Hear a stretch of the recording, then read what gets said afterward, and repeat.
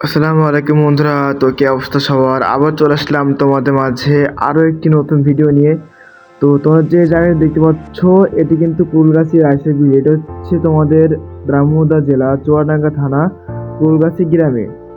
এই বিলটির নাম হচ্ছে রাজশাহী বিল। তো আজকে আমরা কি কি এনজয় করলাম এবং কি কি দেখলাম, কি কি ঘুরলাম, তো সব কিন্তু এই ভিডিওতে থাকবে। তোমরা সম্পূর্ণ ভিডিওতে দেখতে থাকো এবং আর কি এনজয় করতে থাকো সম্পূর্ণ ভিডিও।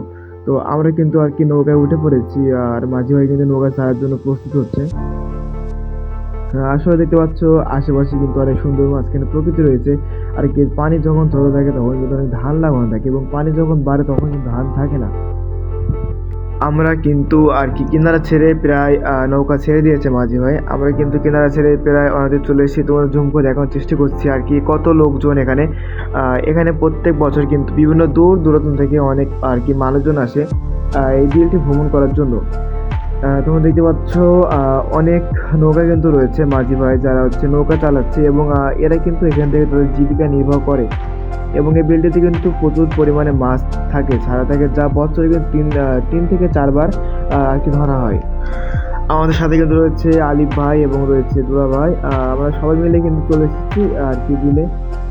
তো দেখতে পাচ্ছ কিন্তু এত সুন্দর একটি মনোরম দৃশ্য যা কিন্তু কল্পনার বাইরে। তোমরা যদি এখানে আসতে চাও অবশ্যই আর কি আসতে পারো। বন্ধুরা আমরা কিন্তু কিনারা ছেড়ে অনেক দূর প্রায় কিন্তু চলে এসেছি। তো দেখতে পাচ্ছ আমি তোমাদের চলে এসেছি।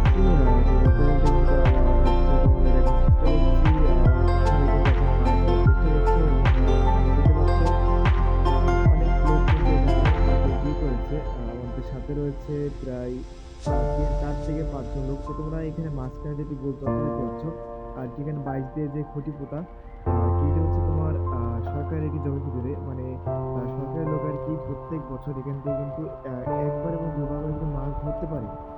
আর কি যদি এর ভিতরে যে কোনো মাছ থাকলে তা কিন্তু ধরতে পারবে। তো বন্ধুরা দেখতে পাচ্ছ আমাদের আমি আছি দেখানোর চেষ্টা করছি।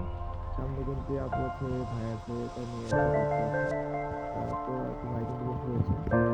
আর কি সেই গল্পটা দেখতে পেলে সেটা হচ্ছে মাছ ধরার সময় এখান থেকে যতটুকু মাছ ধরতে পারবে তারা কিন্তু সেই মাছগুলো নিয়ে এবং তাদের সাথে আমরা নিয়ে যেতে পারবে। তো দেখতে পেলাম আর কি দেখতে পাচ্ছ কিন্তু আমরা কিন্তু কিনারে ফেলতেছি। আর কি দেখতে পাচ্ছ আগের থেকে কিন্তু প্রচুর পরিমাণে এখন ঢল নেমেছে মানুষের। প্রত্যেক বছর কিন্তু ঈদের সময় ঈদের সময় আর কি আমাদের দেখা যায় কি সবাই যদি আসতে চান চলে আসতে পারে। কলকাতায় আছে চুয়াডাঙ্গা জেলাতে